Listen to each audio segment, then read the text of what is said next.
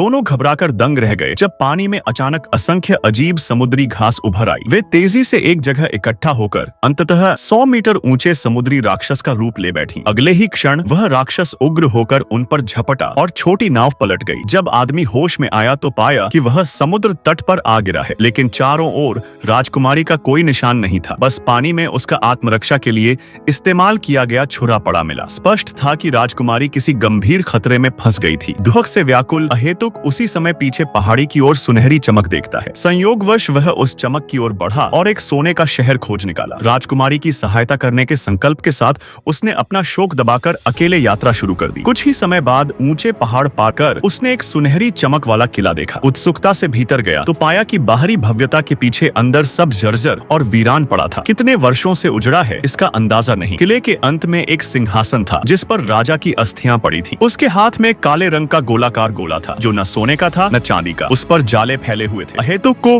टूटी फूटी चीजें इकट्ठा करने का शौक था, इसलिए उसने उस गोले को खजाना समझकर अपने थैले में रख लिया। आगे उसे पास ही एक छिपा रास्ता मिला। संभावना थी कि अमृता का झरना इसी में छिपा हो। वह सावधानी से भीतर उतर गया। कुछ ही समय में वह एक विशाल कक्ष में पहुंचा। वहां की छत से सफेद जेड़ जैसे द्रव की बूंदें टपक रही थीं, जो नीचे कमल के आकार वाले पात्र में एकत्र हो रही थी। चारों ओर सोने और रत्नों की भेंटें बिखरी थीं। स्पष्ट था कि यही वह प्रसिद्ध अमर झरना है। लेकिन जैसे ही अहेतुक पास जाने वाला था, पीछे से आवाज सुनाई दी। एक समुद्री डाकुओं का गिरोह भी यहाँ पहुंच चुका था। अहेतुक को राहत मिली जब उसने जाना कि राजकुमारी मरी नहीं थी, बल्कि समुद्री डाकुओं के कब्जे में थी। दोनों की मुलाकात होते ही वे खुशी से एक दूसरे से लिपट गए। लेकिन